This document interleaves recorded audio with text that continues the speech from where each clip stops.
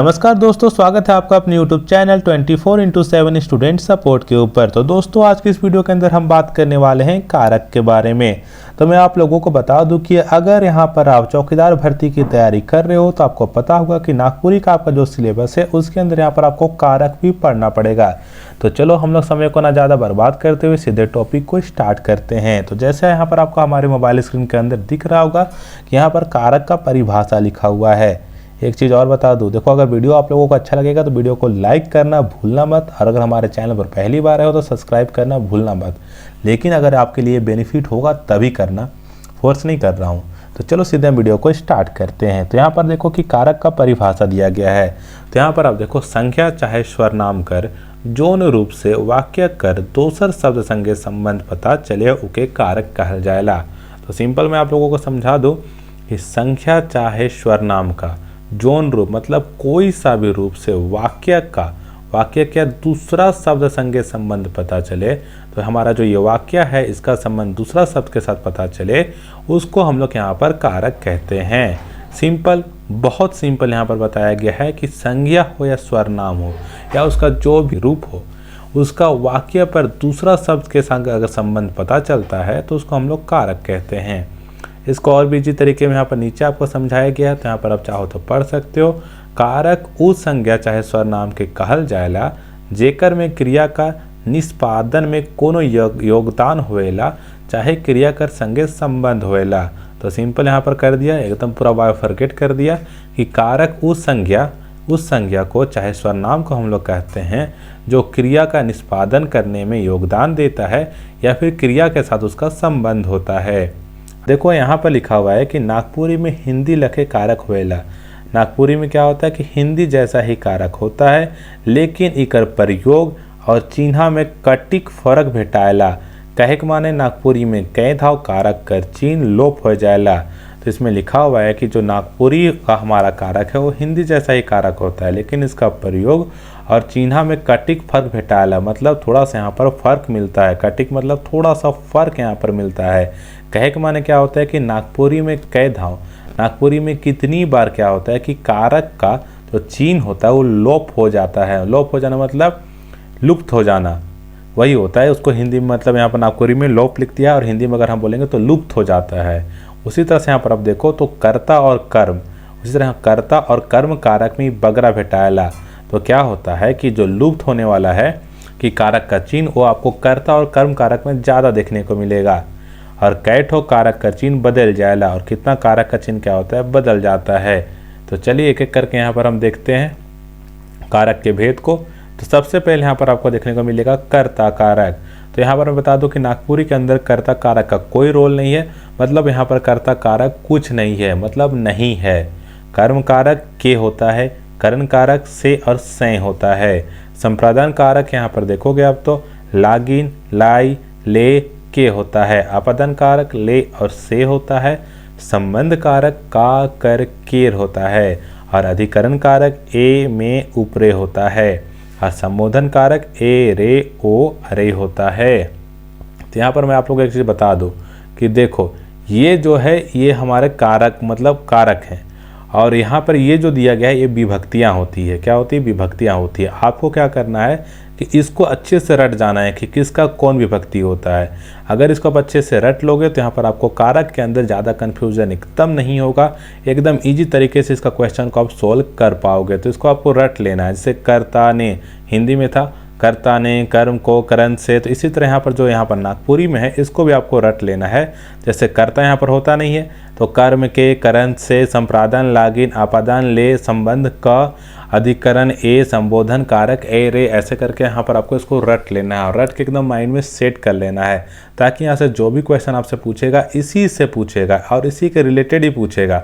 जैसे बार बार कोई आपको एमसीक्यू भेज देगा, जैसे पूछेगा लागिन किस कारक के अंदर आता है, तो यहाँ पर आपको उसको टिक करना पड़ेगा कि लागिन संप्रादन कारक के अंदर आता है। से किस कारक में होता है, तो करण कारक में होता है। ऐसे यहाँ पर आपको याद रहोगे तो यहाँ पर आपको जो एमसीक्यू पूछेगा उसको आप एकदम ईजी तरीके से सॉल्व कर पाओगे। तो चलिए अब इसका वाक्य में प्रयोग देखते हैं और समझते हैं कि इसका प्रयोग कैसे होता है।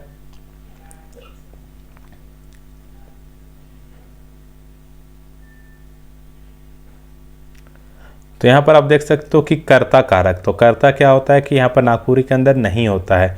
फिर भी इसका थोड़ा सा डेफिनेशन देख के यहाँ पर हम समझते हैं कि कर्ता कारक क्या होता है, काम करे के अर्थ में कर्ता कारक हो जाता, तो मतलब काम करने के अर्थ में क्या होता है, कर्ता कारक होता है, लेकिन नागपुरी के अंदर नहीं होता है। तो यहाँ पर इसको आपको ज़्यादा मतलब यहाँ पर डिटेल में नहीं जाना है, सिंपली मैं बता दे रहा हूँ कि इसका क्या अर्थ होता है। तो कर्ता कारक क्या होता है, काम करने के अर्थ में होता है। और यहाँ पर देखो कि नागपुरी में कर्ता कारक ने ले कोनो चिन्ह नहीं भेटाएला, ना क्या होता है कि नागपुरी में कर्ता कारक, तो हम हिंदी में क्या होता है कर्ता ने, तो ये नागपुरी में जो कर्ता कारक का है ने ले कोनो चिन्ह नहीं भेटाएला, मतलब कर्ता का यहाँ पर जो ने होता है उसके लिए यहाँ पर कोई भी चिन्ह नहीं भेटाता है, चाहे नागपुरी में कर्ता का चिन्ह नहीं हुएला। तो यहाँ पर देखो चाहे नागपुरी में कर्ता का चिन्ह नहीं होता है। जैसे जतरू गस चगलक हम रोटी खा ली, तो यहाँ पर देखो कि ये नागपुरी में एग्जाम्पल दिया गया। जैसे जतरू गस चगलक, तो क्या हुआ, जतरू गस चग गया, हम रोटी खा ली, हम रोटी खा लिए। यहाँ हिंदी लखे नीचन का प्रयोग नहीं हुआ, तो अगर हम हिंदी में यहाँ पर करते तो यहाँ पर हमें ने का यहाँ पर योग करना पड़ता, लेकिन यहाँ पर क्या हुआ कि आप देख सकते हो जतरू गस चगलक हम रोटी खा ली, इस वाक्य के अंदर कहीं भी ने चिन्ह का प्रयोग नहीं हुआ। इसी के लिए यहाँ पर कर्ता कारक क्या होता है कि नागपुरी में कर्ता कारक का चिन्ह नहीं होता है। अब हम बात करते हैं कर्म कारक के बारे में। तो कर्म कारक से यहाँ पर आपको ध्यान देना है कि वाक्य में जेकर ऊपरे क्रिया या काम कर फल पड़ेला उके कर्म कारक कहेना। क्या होता है कि वाक्य में जेकर ऊपरे क्रिया या काम कर फल पड़ेला उके कर्म कारक कहेना। तो यहाँ पर देख सकते हो जैसे फेंकू गोलू के मारलक, तो क्या हुआ, एग्जाम्पल यहाँ पर देखो, जैसे फेंकू गोलू के मारलक, तो यहाँ फेंकू मारे क्रिया करेला जेकर फल गोलू के मिलेला, तो कर्म कारक कर चिन्ह के हके। तो यहाँ पर फिर से देख लो क्या है एग्जाम्पल, जैसे फेंकू गोलू के मारलक, तो क्या हुआ, इसका अर्थ हम यहाँ पर फिर से देखते हैं कि वाक्य में जेकर ऊपरे क्रिया या काम कर फल पड़ेला, तो जिसका ऊपर यहाँ पर क्रिया या फिर काम का फल पड़ता है उसको हम लोग कर्म कारक कहते हैं। तो यहाँ इस वाक्य में किसके ऊपर फर्क पड़ रहा है, तो यहाँ पर आप देखो जैसे फेंकू गोलू के मारलक, तो यहाँ फेंकू मारे क्रिया करेला जेकर फल गोलू के मिलेला, कर्म कारक के चिन्ह के हके। तो यहाँ पर क्या होता है कि फल यहाँ पर गोलू को मिलता है और हमारा जो कर्म कारक का चिन्ह होता है वो के होता है। तो इससे हम पता कर सकते हैं कि ये कौन सा कारक है। अब यहाँ पर आप देखो करण कारक, तो वाक्य में जे शब्द काम पूरा करे में मदद करेला उके करण कारक कहेना। तो वाक्य में क्या होता है कि जो शब्द को पूरा करने में मदद करता है उसको यहाँ पर हम लोग करण कारक कहते हैं। अब इसको हम समझते हैं एग्जाम्पल के तौर पे, जैसे रिझू टांगा से गच काटेला, तो रिझू का करेला टांगा से गच काटेला, बाबू दांत से चबाएला। तो यहाँ पर देखो क्या आ रहा है, से का उपयोग बार बार आ रहा है। रिझू क्या कर रहा है, टांगा से गच काटेला, बाबू क्या कर रहा है, दांत से चबाएला।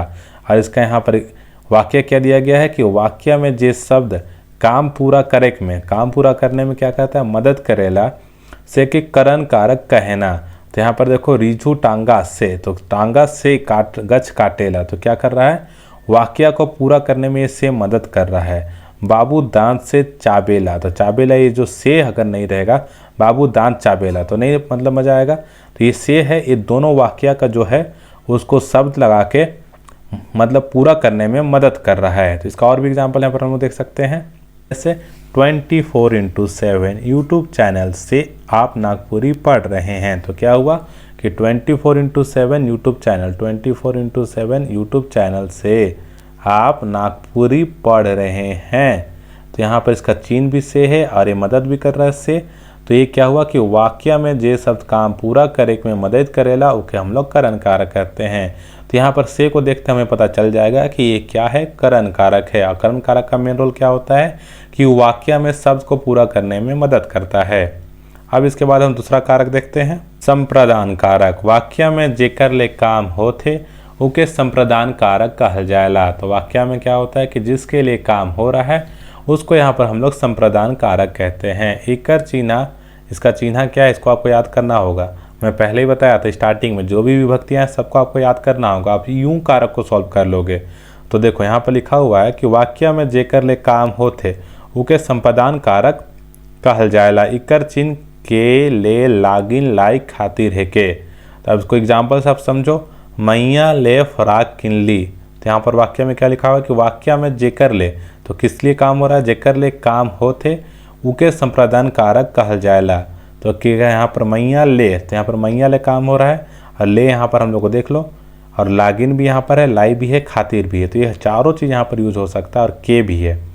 तो मैया ले फ्राक न किनली तोर लागिन जीव दे देवब। तो यहाँ पर सिंपल समझ लो कि वाक्य में जेकर ले काम होते, मतलब वाक्य के अंदर जिसके लिए काम हो रहा है उसको यहाँ पर हम लोग संप्रदान कारक कहेंगे। जैसे मैया ले फ्राक किन ली, तो यहाँ पर चीन भी देख सकते हो, के ले लागिन लाई खातिर, ये चीन अगर उपयोग हो रहा है तो यहाँ पर आप समझ जाओ कि संप्रदान कारक है। अब हम बात करते हैं आपादान कारक के बारे में। तो वाक्य में जेकर से कोनो वस्तु के अलग, मतलब वस्तु जो है उसको अलग जुदा हुए बोध होवेला, उके आपादान कारक कहल जाएला। इकर में टूटेक छुटेक दूर होएक भाव भेटाएला। तो ये आपके लिए इम्पोर्टेंट है, क्योंकि भाव वाला जो चीज़ रहता है वो हमेशा इम्पोर्टेंट होता है। तो इसको आपको अच्छे से देखना है कि वाक्य में जेकर से कोनो वस्तु के अलग, मतलब कोई भी वस्तु को अलग होने का भाव मिलता है, जुदा होने का बोध होता है, उसको हम लोग आपादान कारक कहते हैं। इकर में टूटेक फूटेक दूर होएक भाव भेटाएला। अब इसमें आप देख लो, गच्छले कठर गिरलक, तो गच्छ से क्या हो रहा है, कठर गिरलक, गच्छले कठर गिरलक। बुतिन घर से भागलक, तो यहाँ पर आप देखो गच्छले कठर गिरलक, तो गच्छले कठर गिरलक मतलब क्या हो कि गच्छ से कठर यहाँ पर अलग हो रहा है, क्योंकि जब टूटेगा और वो गिरेगा तभी वो अलग होगा। तो इकर में टूटेक छूटेक भी देख सकते हो, और दूर होएक भाव भेटाएला। उसी तरह से बुधनी घर से भागलक, तो बुधनी क्या हुआ, घर से दूर हो गई, भाग गई तो क्या हुआ, घर से दूर हो गई। तो बस ये चीज़ यहाँ पर आपको समझना है कि इसके अंदर कोनो वस्तु को अलग या जुदा हुए एक बोध होता है, उसको हम लोग आपादान कारक कहते हैं। इसमें आप टूटना भी ले सकते हो, छूटना भी ले सकते हो, दूर हुए का भाव भेटाता है उसको भी ले सकते हो। और इसका चिन्ह होता है ले, तो गच्छ ले कठर गिरलक, बुधनी घर से भागलक। अब हम बात कर रहे हैं संबंध कारक का। तो क्रिया से जेकर संबंध जानल जाएला, उस संज्ञा चाहे स्वरनाम के संबंध कारक कहल जाएला। इकर चिन्ह केर, कर, का, हेके। तो फिर से बता दो, क्रिया से जेकर संबंध जानल जाएला, क्रिया से जिसका संबंध जाना जाता है, उस संज्ञा चाहे स्वरनाम के संबंध कारक कहल जाएला। उस संज्ञा या फिर स्वरनाम को यहाँ पर संबंध कारक कहा जाता है। जिसका क्रिया से संबंध बैठाता है उसी संज्ञा स्वरनाम को यहाँ पर संबंध कारक कहा जाता है। और इसका चिन्ह होता है केर, कर, का, हेके। केर का प्रयोग संज्ञा संगे करल जाएला, आइज काइल इकर क्रम प्रयोग करल जाएला। कर का प्रयोग संज्ञा और स्वरनाम दुयो संगे होएला।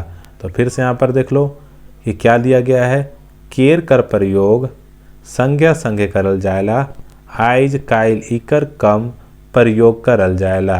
तो आइज कम ये सब हुआ, इसका कम प्रयोग किया जाता है, और केर का प्रयोग संज्ञा के साथ ज़्यादा किया जाता है। कर कर प्रयोग संज्ञा और स्वरनाम दुयो संगे होएला। तो यहाँ पर देख लो, कर का जो प्रयोग होता है वो संज्ञा और स्वरनाम उसके दोनों के साथ होता है। अब यहाँ पर एग्जाम्पल दिया गया है, मंत्री केर बेटा पढ़वी नी करलक। उसी तरह से टोंगरी कर पखना फोर सिरात है। तो यहाँ पर देखो,